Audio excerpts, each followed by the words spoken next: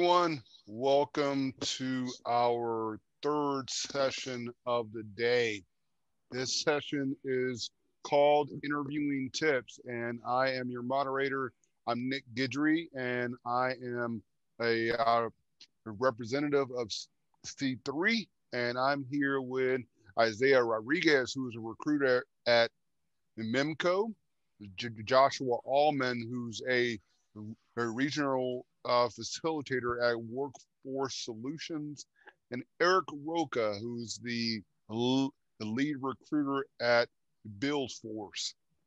Today, these gentlemen will walk us through what it takes to interview in the current workforce, and also what are some best tips for interviewing and actually getting a job in commercial construction.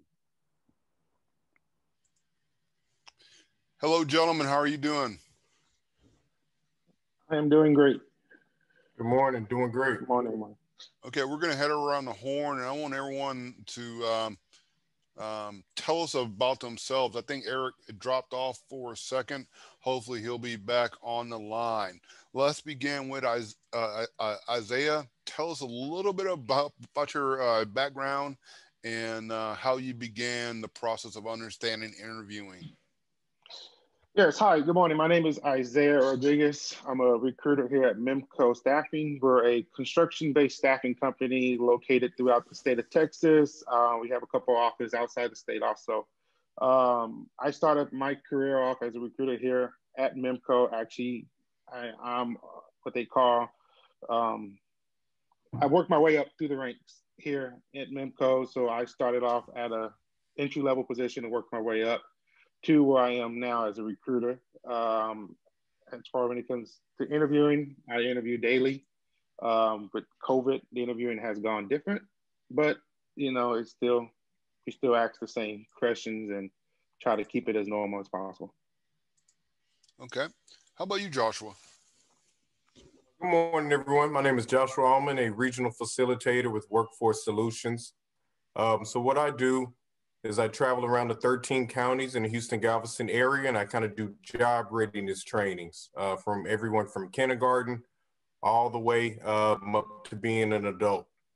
So kind of my interviewing process, I started with Workforce Solutions 2 years ago. I started in the offices as a resource specialist. So if you've ever been to an office, a Workforce Solutions office, it's usually people kind of working in the lobby, helping you print, helping you with your resume, helping you with through applications. So I did that for about a year just to kind of learn the system, learn my way around the office. That was a kind of a starting over for me. I was coming off of being laid off for almost a year. So I wanted to start somewhere and work my way to the top. And within a year, I got to the regional team after doing some trainings in the career office. So definitely having that interview experience, but helping people get past that as well, having that experience, not having a job. Both awesome answers, and I can probably say from the perspective I have, interviewing is something that I have placed high value upon, simply because I've been in the job market recently. I just joined this great organization called C3, which is trying to impact the workplace and the workforce of the future for commercial construction. And I had to interview through a rigorous process. And I think preparation and understanding what interviewing is all about really helped me to secure not only the role, but also set myself up for success. So let's begin at the top, and I hope Eric will join us again. What is it like to interview in the commercial construction field? I guess I can start it off. Yeah, absolutely. So what it's like is a lot of the questions we do ask will pertain to more of your hands-on experience. I understand with y'all being high school students and may not have the experience that that a lot of the skill, like the more skilled positions have, but it's different than interviewing for an office environment because we're not as strict, I guess would be the best way to put it. We're more casual. We're trying to get to know you as a person more because we want to make sure you're comfortable with working outdoors, handling tools. So it's definitely different than if you were to be interviewing for an office environment, but it has, like I said, it's more casual of an interview. We're trying to just get to know you a little bit more so we can see what type of person you'll be working as with the team. With me, I don't actually have any direct construction interview experience, but I've referred a lot of people to these different types of interviews and kind of working with a lot of young people. The thing I would tell them is to be open-minded, right? So I come across a lot of people that might be coming out of high school, coming out of college, right? Feel like they got the degree. I need an corner office on the 18th floor right out of college, right? But the important thing is when you come to these jobs is just being ready to learn and being able to work and recognizing if you do get hired by someone, right, and they try to take you under their wing, kind of just being a sponge and just absorbing all of that and just kind of going to it open-minded. Someone will respect you wanting to learn and being able to learn and being open-minded rather than coming in showing off your certifications or anything like that. Okay, yeah, those are great answers, and hopefully they're helpful to our participants. But I have a follow-up. What qualities help a person who's about to undergo interviewing or even applying in person for a job?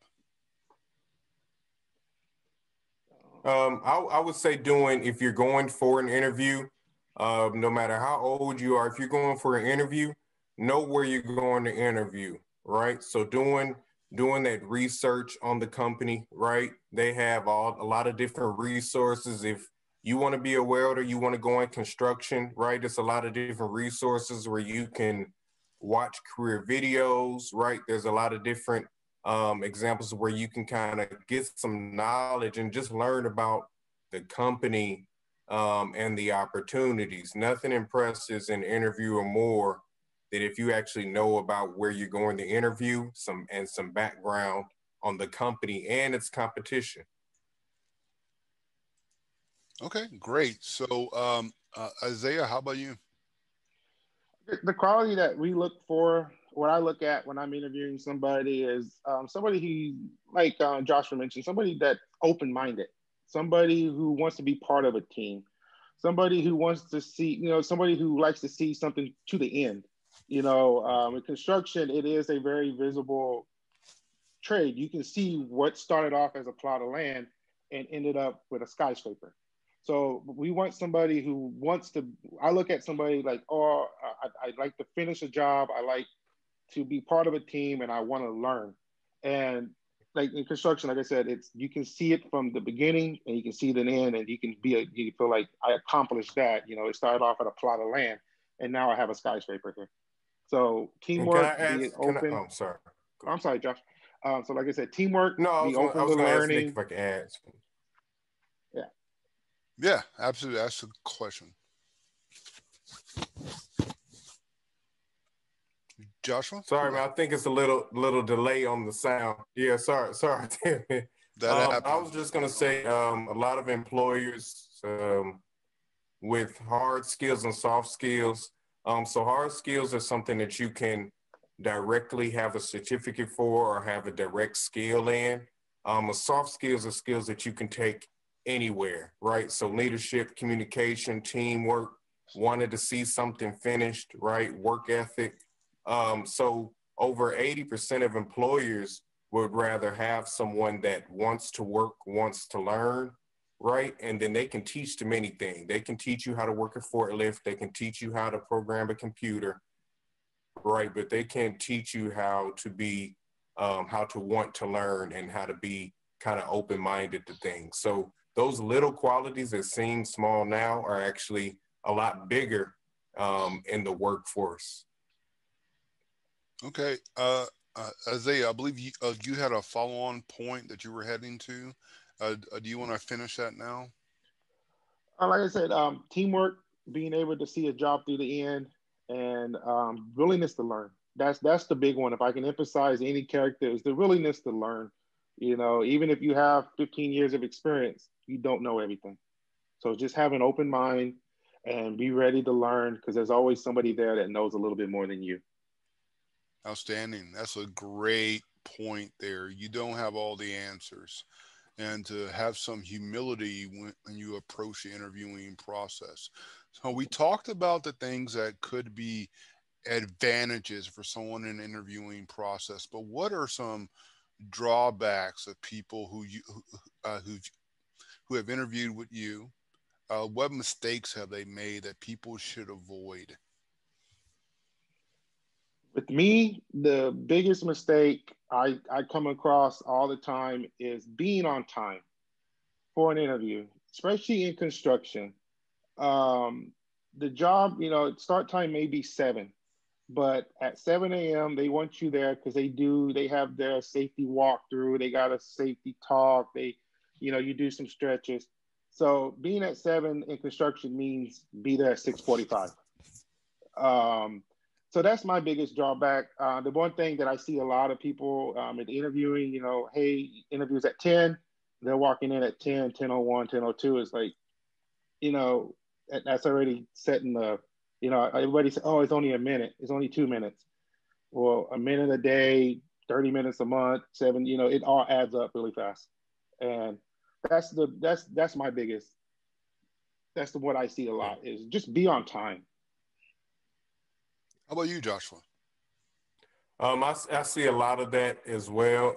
Definitely, working with a lot of young people and older people. Don't think it's just, younger people, man. Some people don't get that skill till it's almost too late.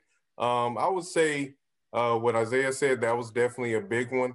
And another one I would say is listening or over talking, right? So if you come across someone that's trying to drop some jewels on you, that's trying to kind of give you some advice, that's been there, right? And they can't finish their sentence, or you're over talking them, or you already feel like you kind of know a lot, right? That can be a kind of immediate drawback for me. But that's after, if you're not on time, you're not even getting to that point, right? So it's already negative. So I would go back to what Isaiah said as well, and being on time. Yeah, and we also have to talk to the point of um, rightness in the culture of even a construction company, right?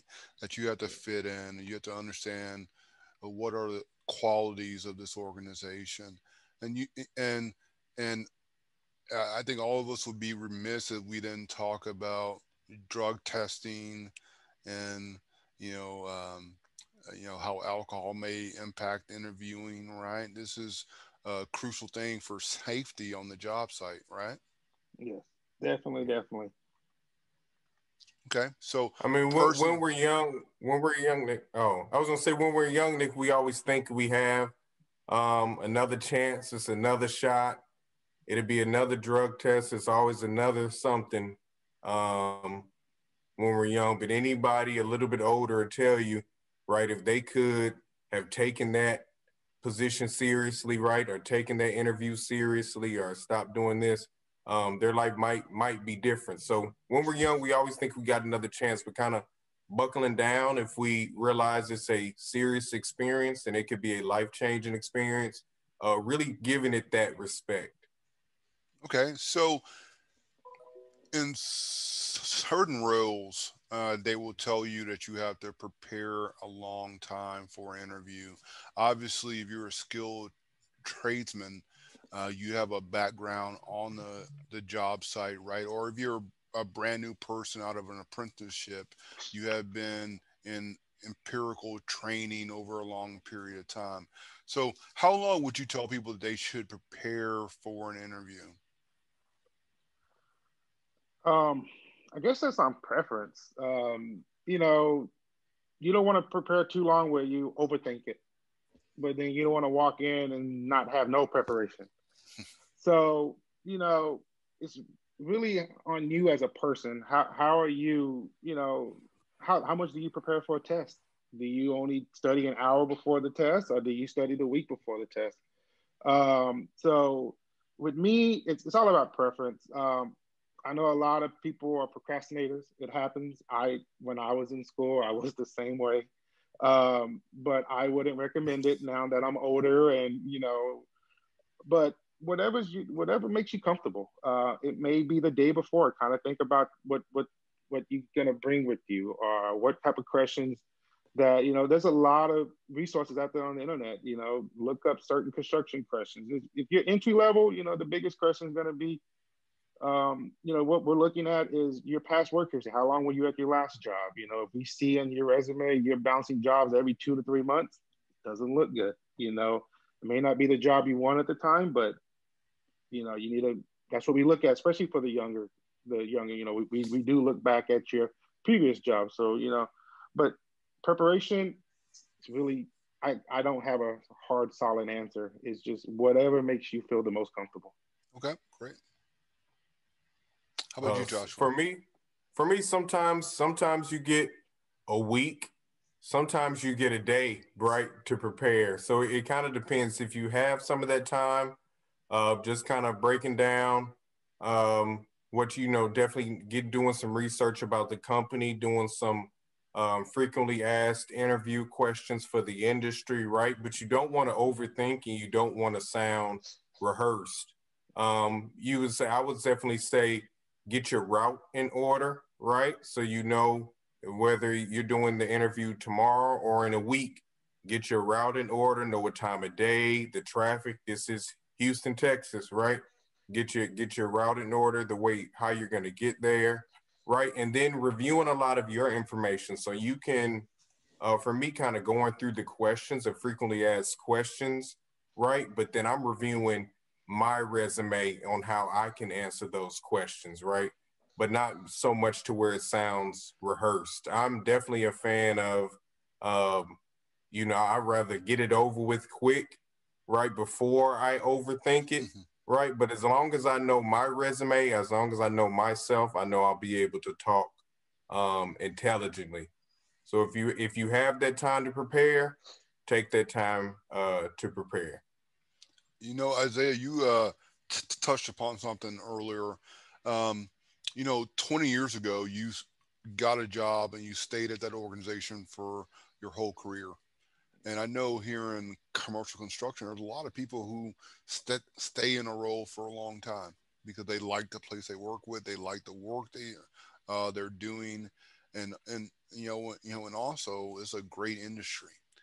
But what advice would you give to young people who have been taught kind of a different way that you um, are able to swiftly change jobs in order to make more money or more position? The advice I would give, take me for example.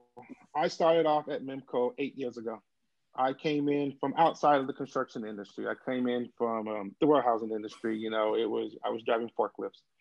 But I started off here at the bottom. I was a van driver. I started off there. Within 2 years, I was running that department. I was helping run that department.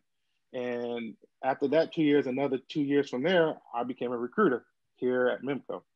It, I I value loyalty to a company, but that's the way I was raised. And I see the numbers out there with that, you know, I read the things online with that. You can make money, you make more money by bouncing around, but you get that title as a dollar chaser.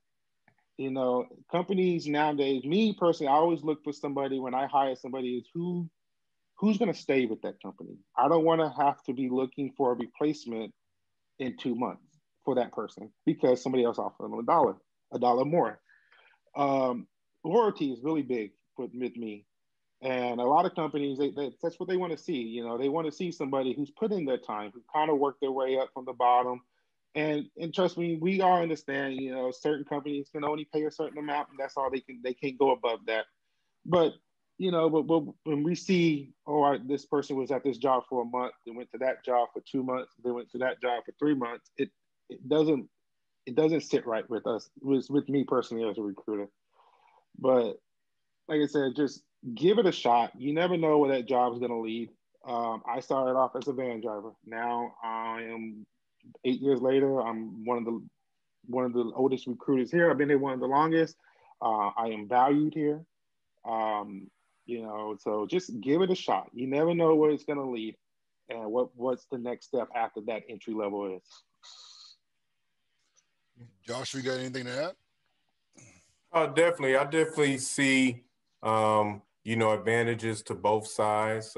Just like Isaiah said, that loyalty can go a long way, right? So I know I could have left the company I'm with now and jumped around once I got the facilitator or regional, right? It's like, oh, now I'm regional. I can bounce around anywhere, right? But knowing everybody in the system, knowing everybody in the different offices, knowing everybody, the different networks, right?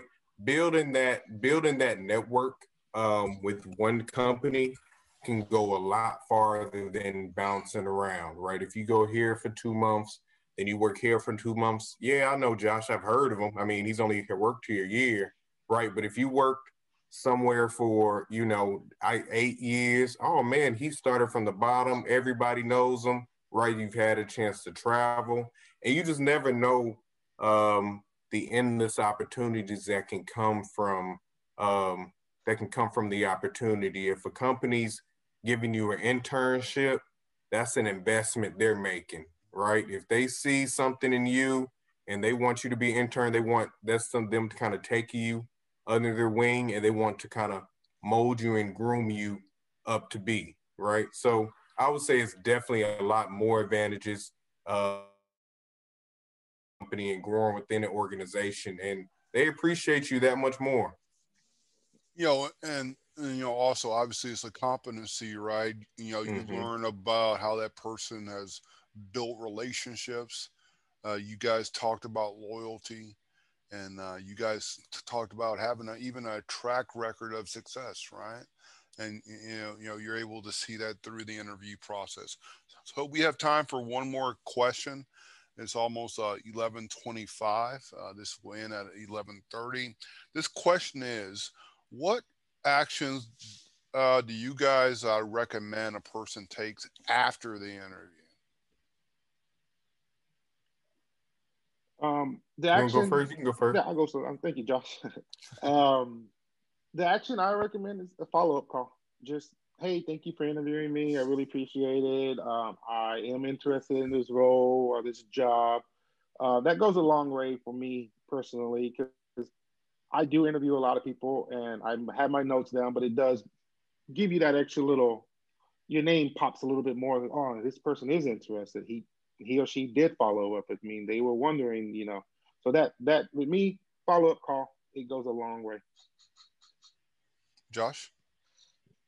I would say follow up call or email, and getting a business card. If they're able to give you a business card for you to keep in contact with them, definitely do that. But that follow up call or email, right, for a recruiter like Isaiah that's seeing interviews every single day, right? The biggest thing is you don't want too much time to go by. So within 24 hours, while it's fresh in their mind, right? Even right when you get home, right when you left the office, right when they're fresh in their mind. Hey, I just want to thank you so much for your time, and making sure you getting that business card, because you just never know where bridges can lead, especially in an industry like construction and so many different companies, so many different contractors. It's such a big industry that you always want to make sure you're connecting bridges wherever you can, because Isaiah might not have a position for you that day, but if you stick away enough in his mind, hey man, I know I didn't have the project manager position, but I have this and I think you'll be a really good fit. If you kind of keep that contact, that can go a lot further than just kind of fading in the wind. There's an old term that people used to use. It's called goodwill. which means that you have a positive relationship with everyone that you meet. So even in interviewing, even if common practice is that you won't, receive an email back saying, "Hey, we're sorry you didn't get the job, and here's a why," you can email them or call them and just remind them, "Hey, I interviewed with you. I'm just checking up on it," and it keeps you on top of their mind, and also it shows goodwill. Who knows, as you guys said, if that person's able to help you down the road, or if you're able to help that person. So I think that's also important. So in wrapping up this entire session, I got one more thing to ask you. If you could say one thing that you wish you would have known as an interviewer, no, I'm sorry, a interviewee, and what is that one thing that would have saved you a lot of pain? Want to go, Josh? I'm going to think about this Oh, one. okay. Mine was like through all the internships and everything I've had is you don't have tomorrow. So looking back in my experience, I had internships in New York, internships everywhere. And it's just like, man, if I was to have those internships today, and so just think of it as, I know you're young, I know you feel like you have your life ahead of you, but don't overlook today, right? Take advantage fully of today. I guess mine would be open. Like if I was been more open, maybe something could have, there's certain jobs where the pay isn't where it want to be. But like you said, do the research on that company. It may lead to something in the future that may work out better than what you get right there. So always just be more open. Be willing to learn. Be open. Guys, this has been a great session. I had fun. I hope you did also. I want to thank our organizing, organization C3, and also all our volunteers and the sponsors who have helped us to host this event. I want to thank Isaiah. I want to thank Josh. You guys have provided valuable input.